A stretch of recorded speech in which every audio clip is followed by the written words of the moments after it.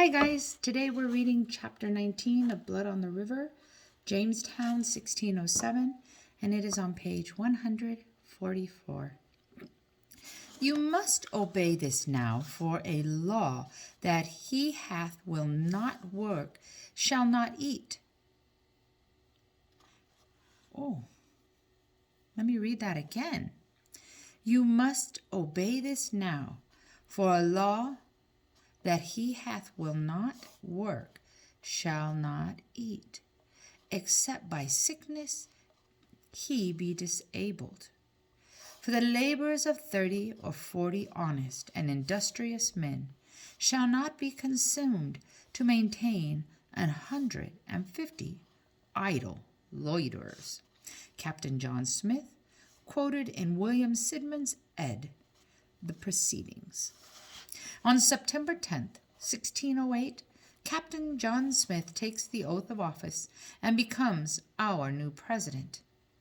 He officially decrees, "He that will not work shall not eat," and he holds us to it.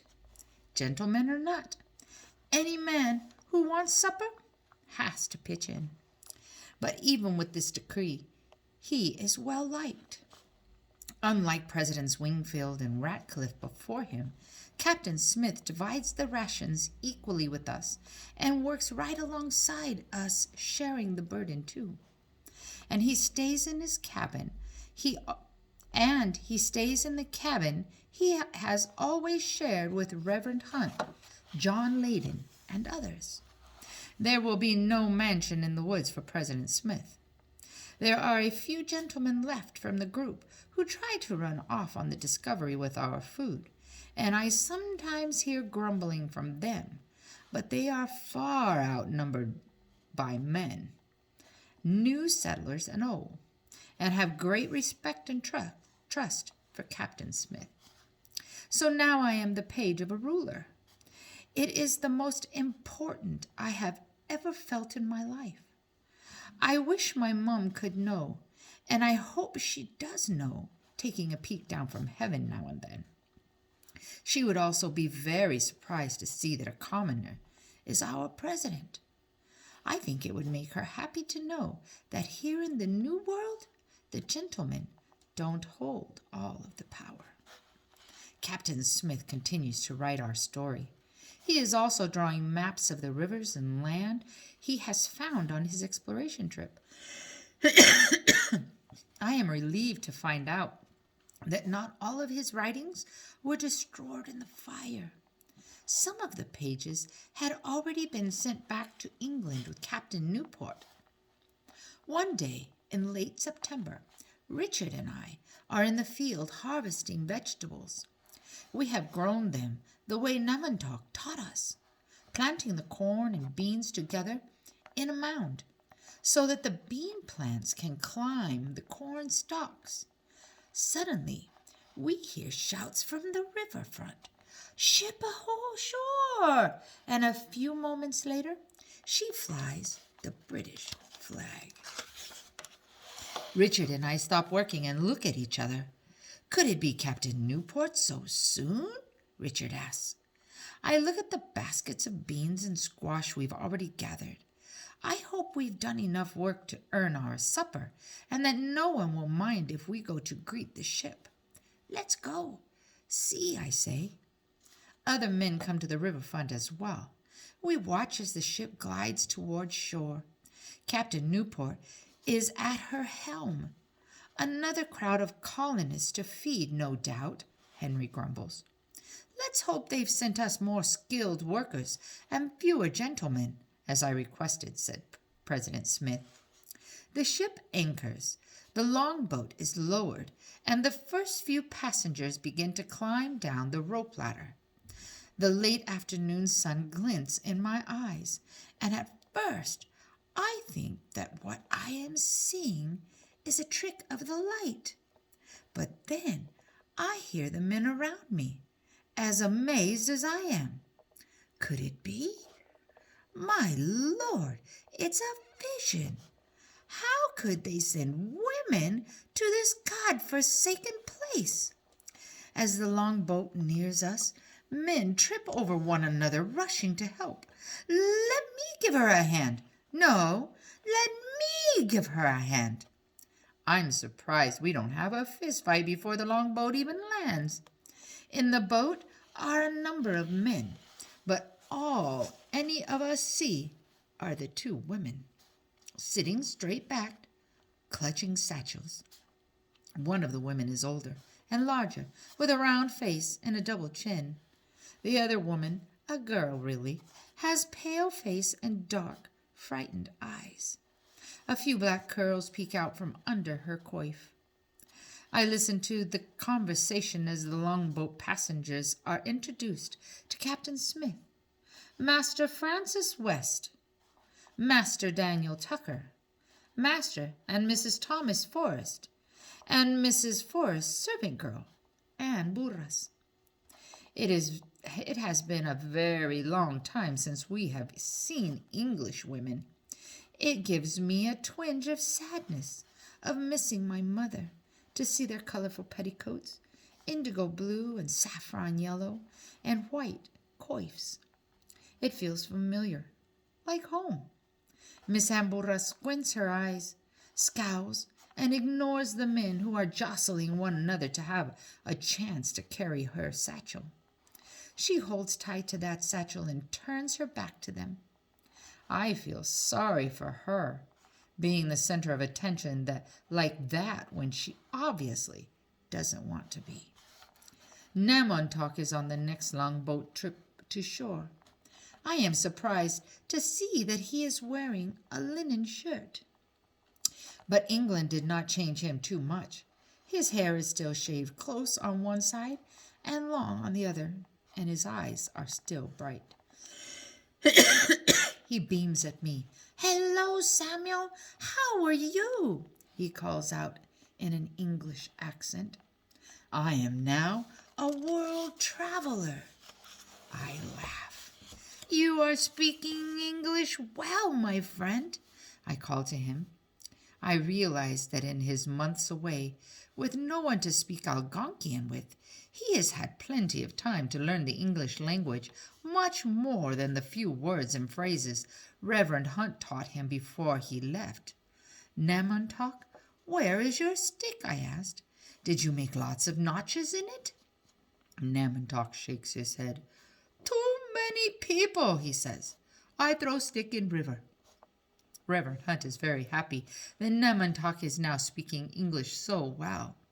He wastes no time, but sits him down to tell him about God the Father, Jesus the Son, and the Holy Spirit, and how he must bring the message of salvation to the other Powhatans. Namontauk nods enthusiastically. Yes, yes, I learn of your gods in English, and I tell them of my gods. He launches into a lively description of Okius, the vengeful god, who requires sacrifices of tobacco, copper, beads, and sometimes animal blood, and sends punishment if he is not made happy. He tells us about Ahoni, the god who is all-loving, all-forgiving, who makes the sun shine and ripens the crops, and he tells us of the great respect his people have for the spirit of life that is in all things, people, animals, plants, fire, water, wind. Reverend Hunt shakes his head. There is only one God, maker of heaven and earth. Reverend Hunt tells us the story of creation, how God made the world and all things in it in 6 days, and rested on the seventh, the Sabbath. Again, Namontauk nods with interest. Now I tell you how our world was made, he said. He tells us a story about the great hare who created different kinds of men and women and put them in a big sack. He protected them from giants who wanted to eat them. The great hare filled the rivers with fish and put deer upon the land. Then he took the men and women out of the sack and put them in different places on the earth to live. I enjoy Namantak's story, but I can see that Reverend Hunt is becoming discouraged. Namantak does not understand that he is to give up his gods and his stories and take the word of God from the Bible back to his people. Reverend Hunt begins to explain again, but Captain Smith finds us boys sitting idle and tells Reverend Hunt he needs us to come work in the gardens. I put on my straw hat and pick up a basket. I hope Reverend Hunt is not too disappointed that his first time trying to convert a Virginia native to Christianity did not work out. Captain Newport has brought us 70 new colonists, stores, and the news that the rocks we sent to England were, once again, just rocks. The Virginia Company has a new idea about how we can make a profit.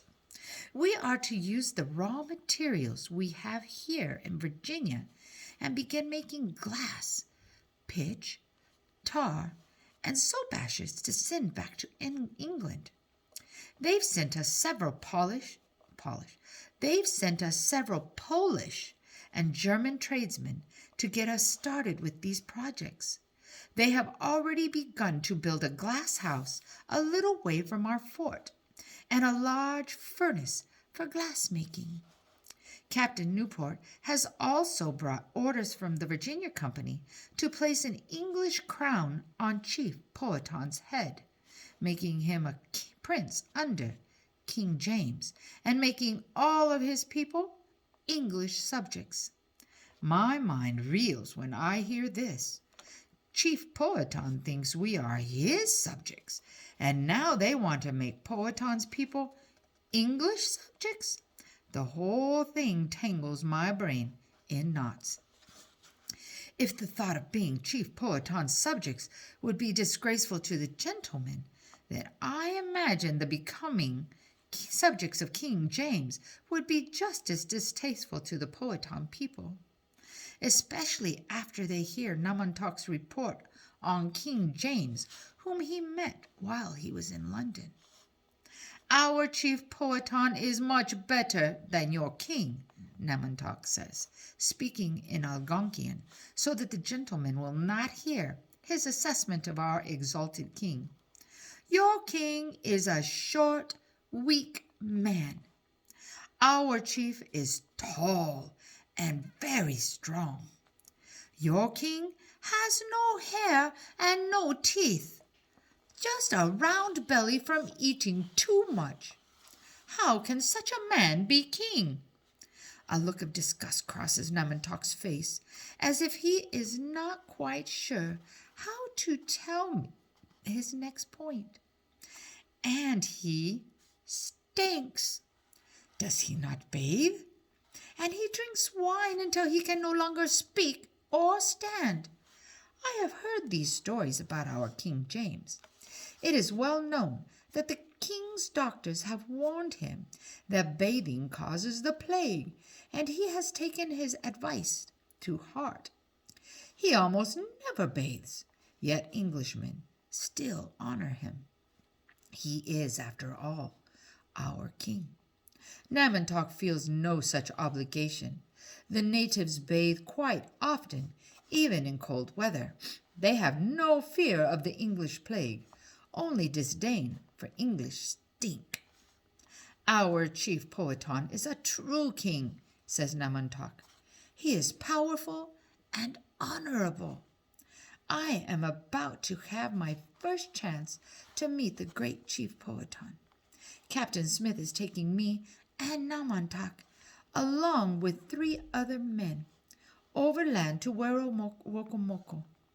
We will bring an invitation to Chief Powhatan to come to Jamestown to receive gifts from King James and to be crowned.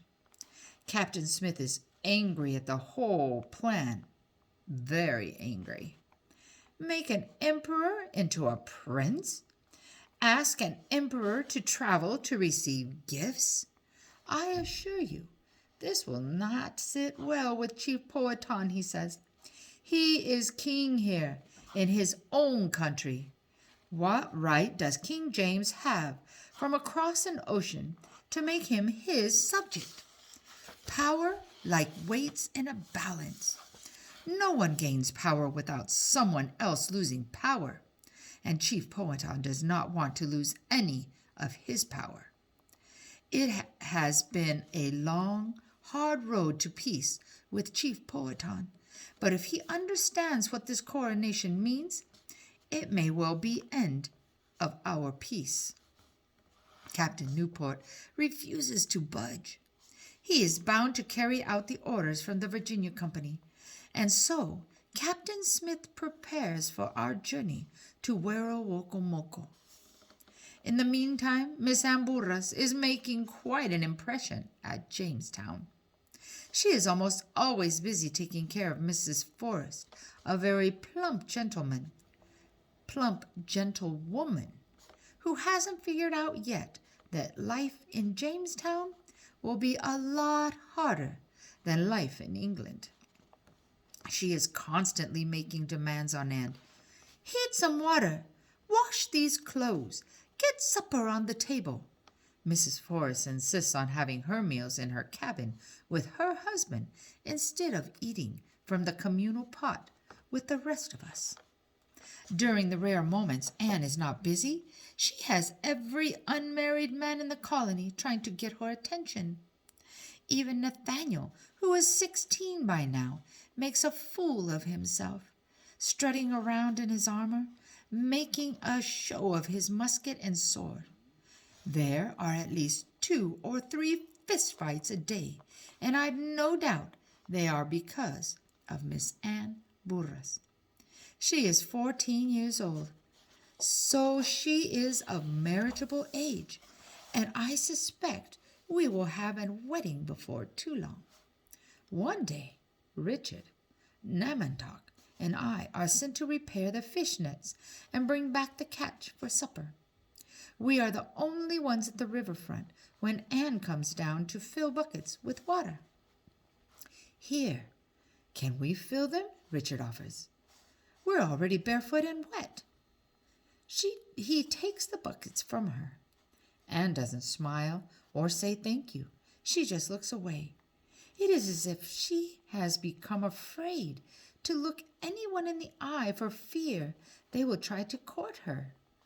We're just boys, I want to say. We'll be your friends. While we fill the buckets, Anne walks to where some wildflowers are growing and picks a small bouquet of yellow, purple, and white. Then it seems as if unspoken message has somehow gotten through, because she comes and sits down near us. A moment of peace, she says, and rubs her sore shoulders. Your mistress works you hard, I say. I do not add what I have been thinking for weeks. You'll never live through the winter if you stay so skinny and tired. And I don't ask what I have been suspicious about. Is your mistress eating some of your food rations? Anne shrugs. No harder than I worked in England, she said. But I know this cannot be true. President Smith says, if we don't work, we don't get to eat, says Richard. I don't see your mistress doing much work, but by the looks of her, she does a whole lot of eating. Richard, Namantok, and I laugh, but Anne growls. Don't insult my mistress, she scolds. But we can't help ourselves, and soon she breaks down and laughs with us. When we settle, Anne says, Mistress Forrest makes me work every moment because she is afraid I'll find a beau. She blushes as she says it. Her husband says I should marry, but she wants to keep me as her maid. You have found this beau? Namantok asks. Anne shakes her head. She's found about 100 of them, Richard exclaims, and this starts us all laughing again. Finally, Anne sighs. I'd better get back, or I'll get a beating for dawdling, she says. We help her balance the yoke across her shoulders and lift the buckets of water. As I watch her walk back to the fort, I think that Mrs. Forrest should be made to do her own chores, and that Anne's best chance of making it through the winter will be to get away from that demanding woman. When she is gone, Richard asks, who do you think she'll marry if she gets permission? Maybe your Werowance, Captain Smith, Namantok suggests. I shake my head. He's the only unmarried man not courting her. He must be too busy for marriage. As we repair the fishnets, we have fun guessing who Miss Amburras will pick if she gets permission to wed. I only hope she finds someone who will be kind to her and make sure she gets her full food rations. I have never dug a grave for a girl before, and I don't want to start